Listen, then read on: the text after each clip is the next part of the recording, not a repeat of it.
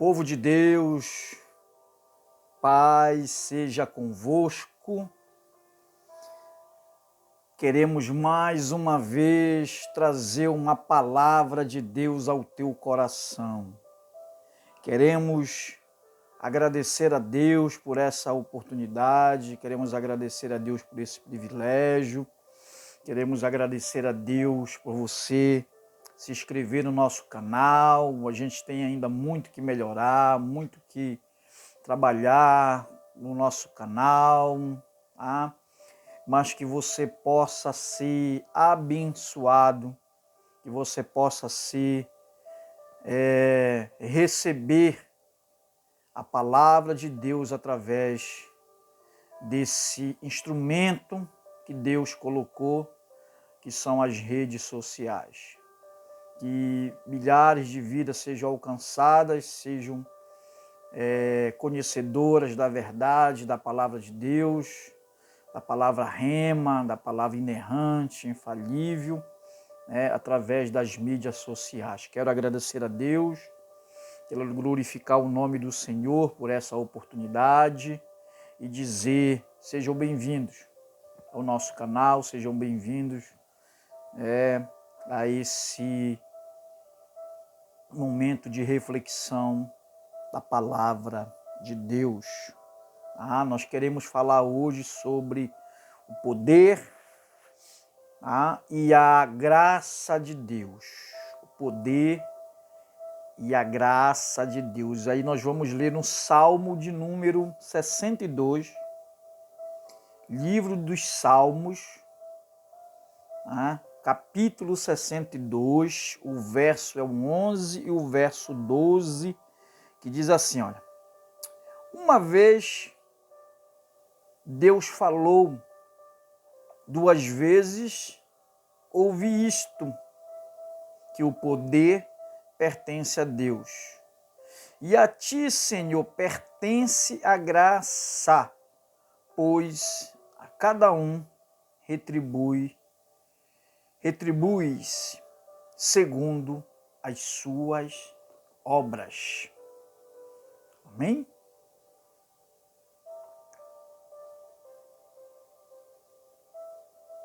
Você já passou por uma situação em que, pela visão humana, não tinha saída? Você já olhou para uma circunstância adversa e dentro dessa circunstância, dentro desse problema, você olhou e percebeu que, na ótica humana,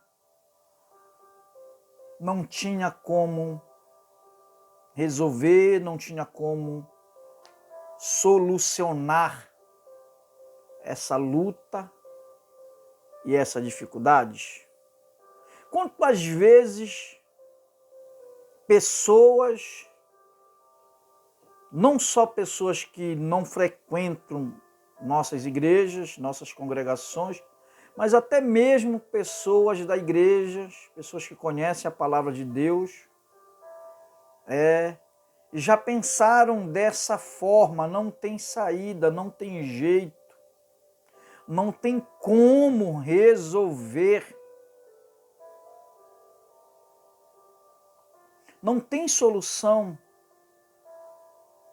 Nem Deus talvez possa resolver o problema e a situação que eu estou vivendo. Quantas pessoas já não indagaram isso, já não colocaram isso dentro do seu coração?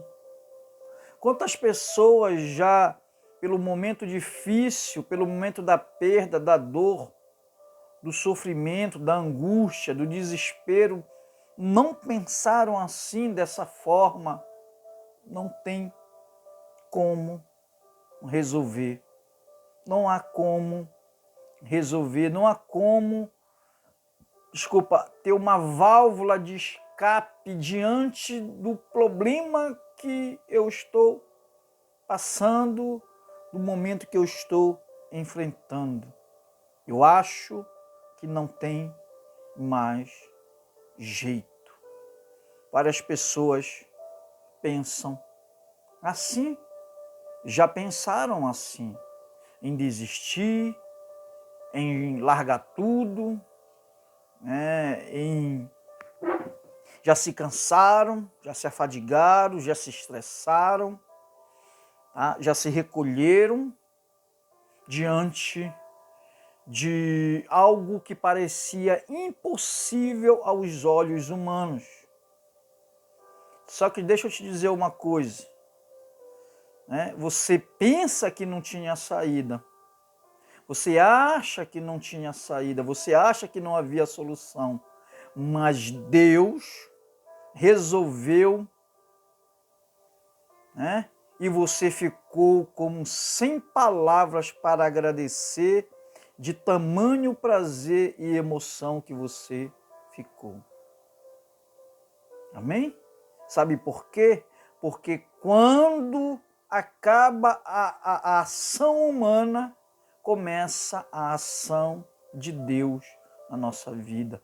Quando terminam as forças humanas, é aí que entra o agir de Deus na nossa vida, porque a Bíblia diz que para Deus nada é impossível. Nada é impossível. Amém? Glória a Deus. Então, o povo de Deus canta este salmo para promover a confiança em seu cuidado. Preste atenção. Olha só. O povo de Deus canta este salmo para promover a confiança em seu cuidado. Tá?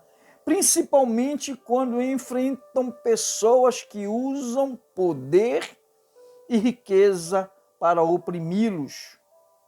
A forte tentação, neste caso, é sentir desespero ou buscar segurança no poder e nas riquezas e não em Deus.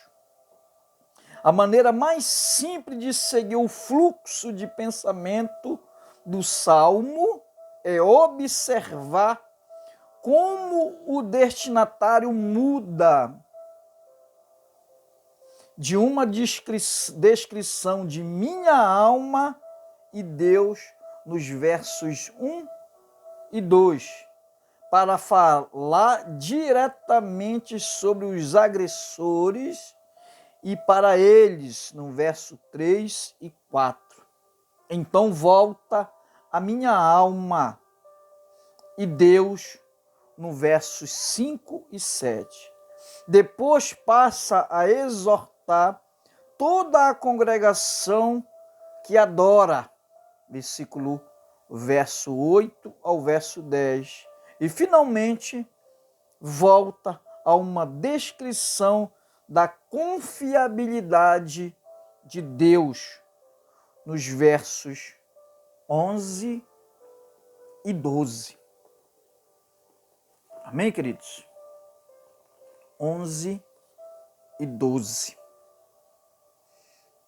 Uma vez falou Deus, duas vezes ouvi isto, que o poder pertence a Deus, e a ti, Senhor, pertence a graça, pois a cada um retribuis segundo as suas obras.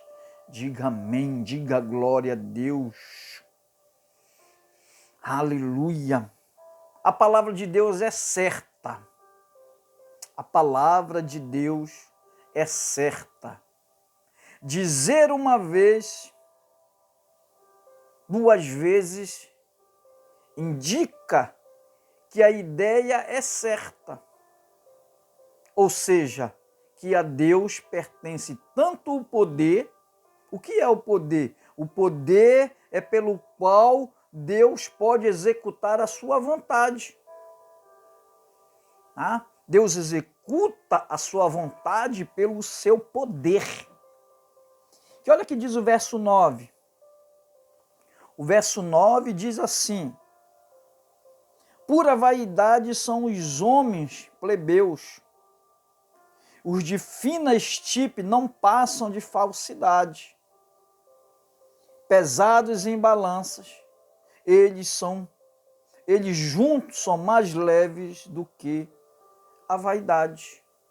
Ou seja, Deus está dizendo que pelo poder dele, pela execução do seu poder, tá? Os homens, tanto daqueles de fina estipe como aqueles que são pobres, que são plebeus, que estão jogados à margem da sociedade, que estão esquecidos pela sociedade, mas mesmo assim não reconhecem a soberania, o poder, a graça, o amor de Deus sobre eles. Tanto aquele de fina estipe, tanto aqueles que são ricos, que são milionários, que são bilionários, que se esquecem de Deus, que se esquece do Todo-Poderoso, poderoso de Jacó, tanto o que está em cima quanto aqueles que estão embaixo, que não reconhecem a majestade e o poder de Deus, todos eles juntos, pesados em balanças, são mais leves do que a vaidade. Amém? São mais leves do que a vaidade. Por quê? Porque a palavra de Deus é certa. Porque a palavra de Deus é certa e Deus executa a sua vontade através do seu poder. Através do seu poder. Aleluia! São vaidades. Deus está dizendo que esses homens, para ele, para Deus, esses homens são vaidade. São leves, são pequenos diante do poder e da graça de Deus. O verso 9 do Salmo 62 está dizendo que todos os homens, independente da posição social, são objeto lamentavelmente inadequados de confiança. Porque o verso 8 diz assim, olha, confie nele em todo tempo, ó povo, derrame diante dele o seu coração. Deus é o nosso refúgio. Deus está dizendo, não confie em pessoas de alta posição social. Não confie em qualquer tipo de pessoas. Não confie na vaidade dos seus pensamentos. Não confie se eles estão vestidos ou de trajes sociais ou estão vestidos de maneiras inadequadas. Não confie nesses tipos de pessoas. Confie no Deus que é o seu refúgio. Amém? Confie no Deus que é o seu refúgio.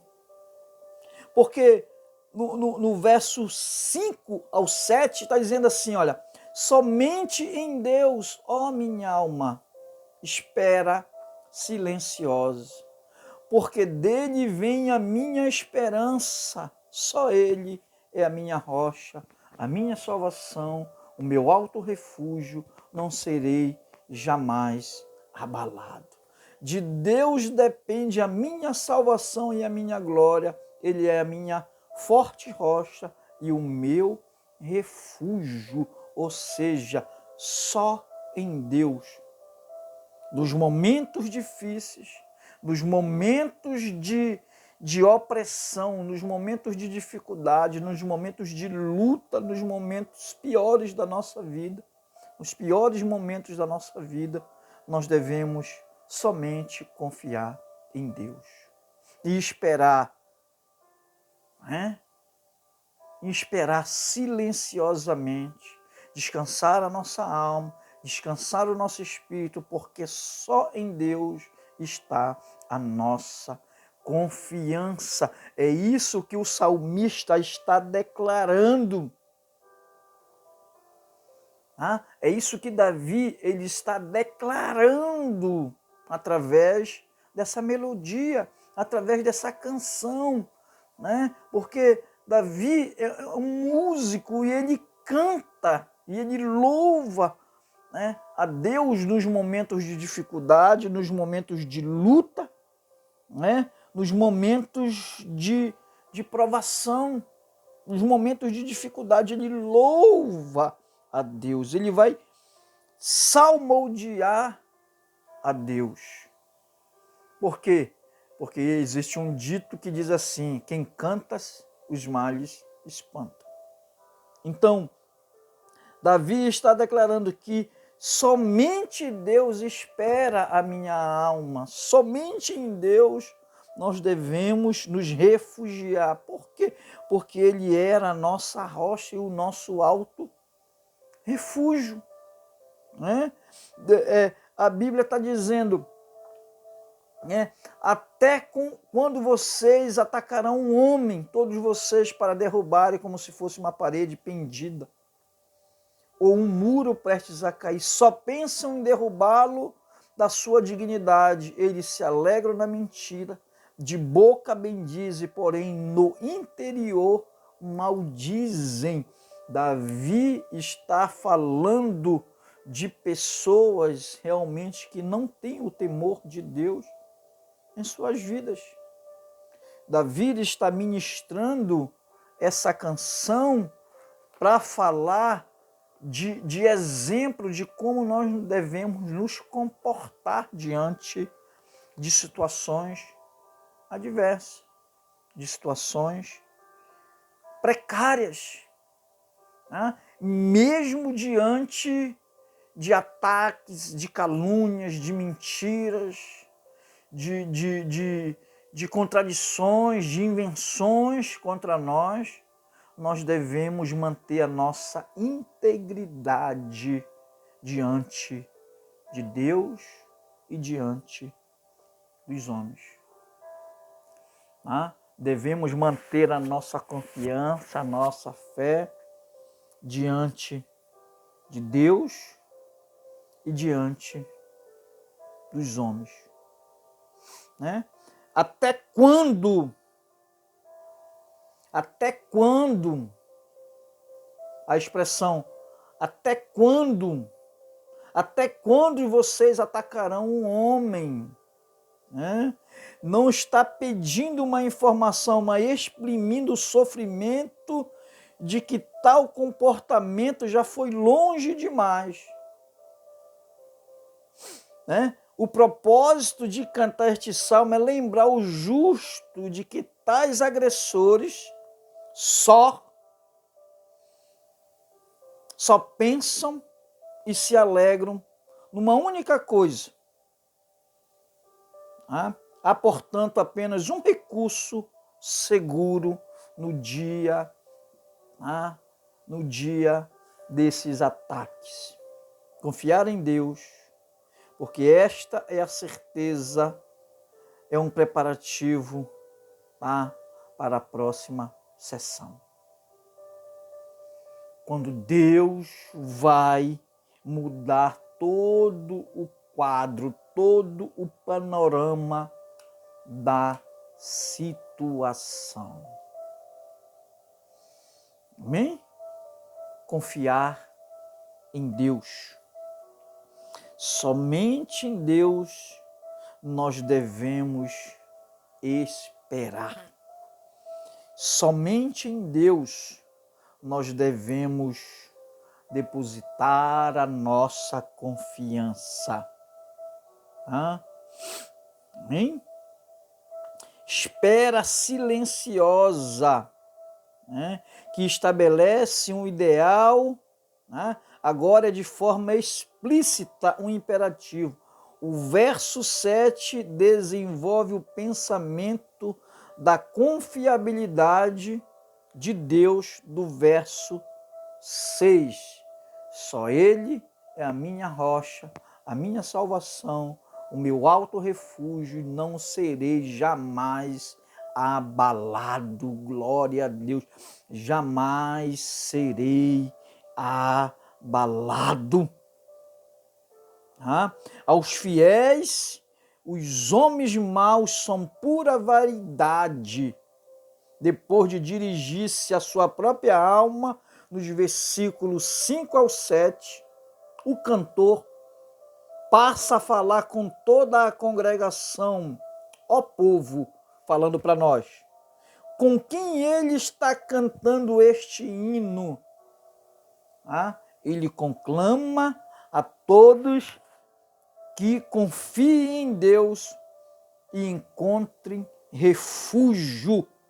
No verso 8, Deus é o nosso refúgio. Encontre refúgio em Deus no dia da adversidade, no dia da provação, no dia da dificuldade extrema. Encontre refúgio em Deus, verso 8.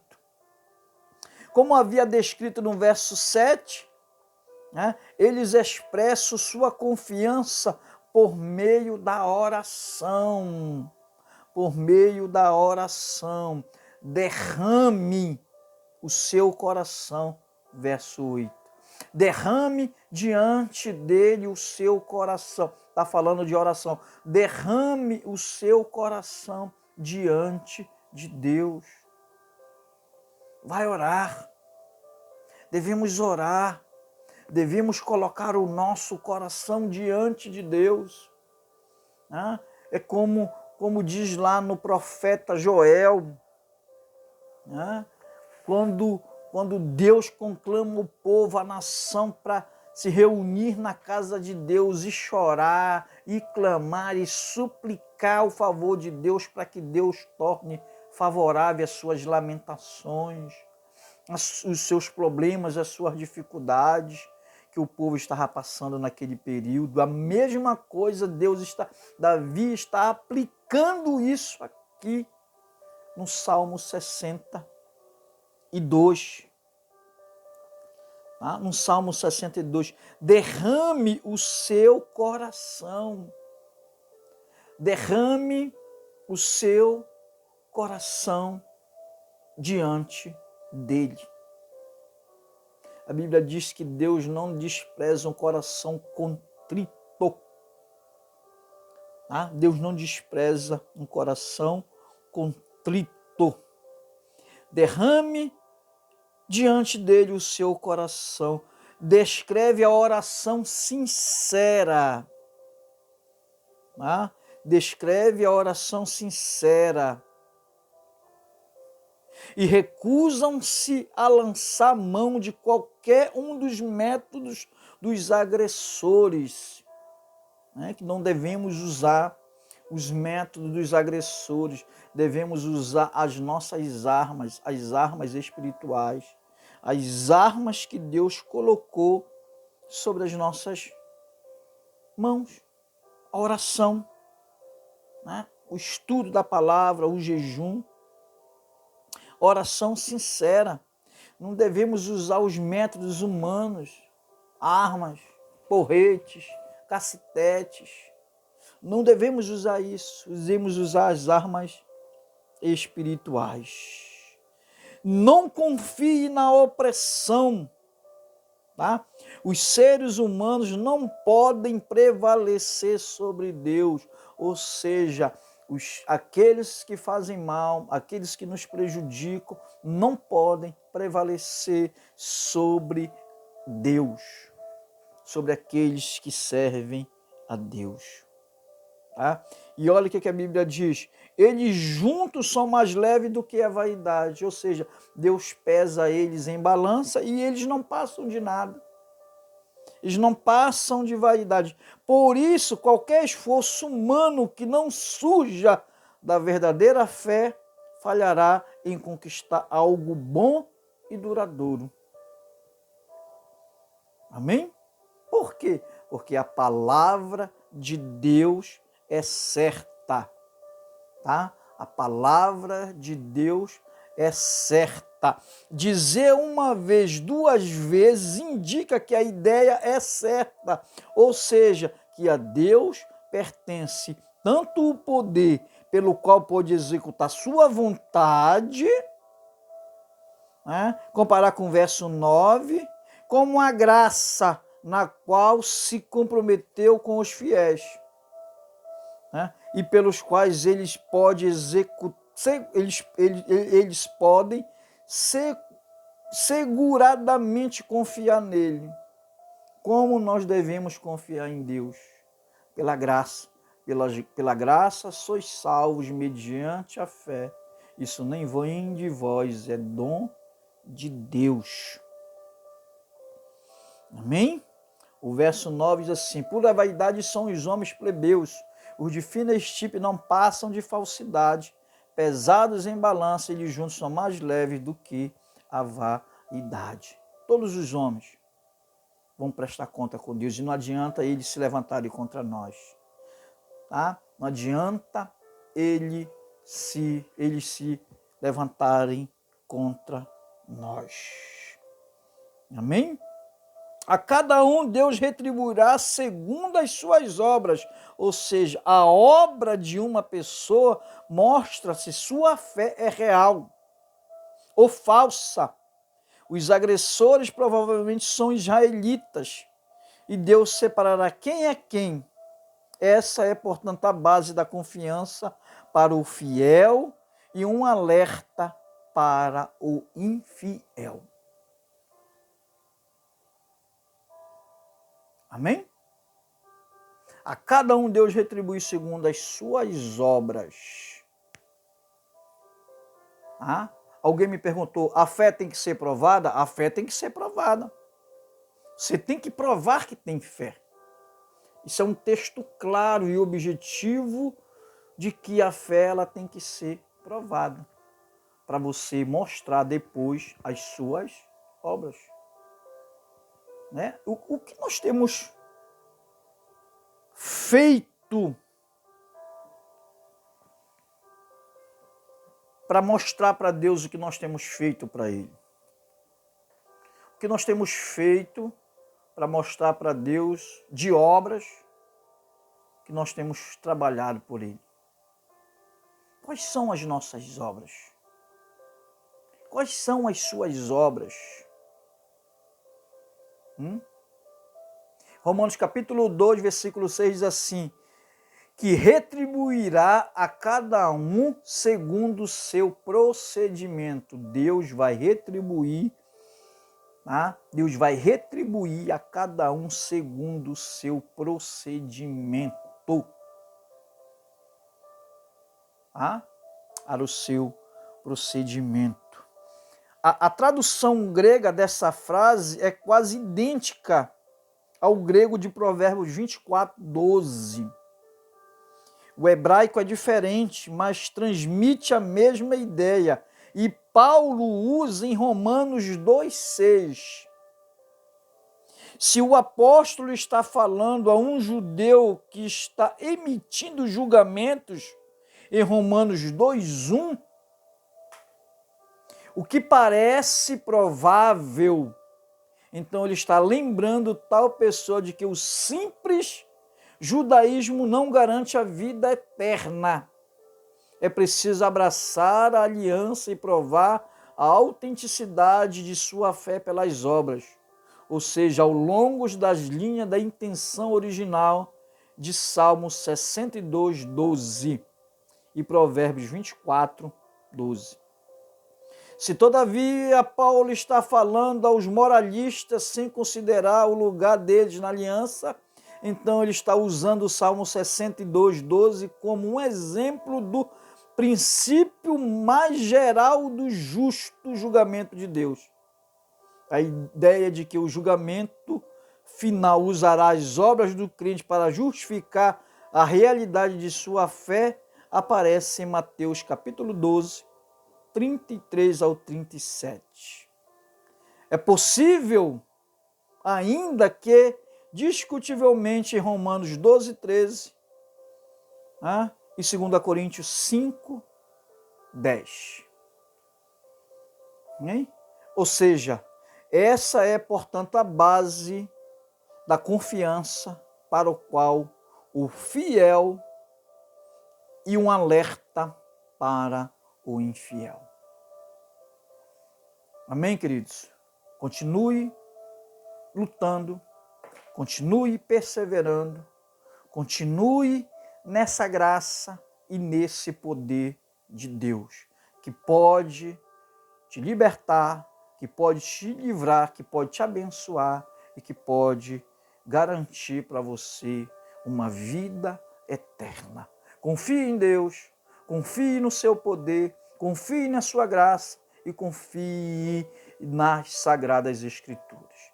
Que Deus possa te abençoar no nome de Jesus. Até a próxima.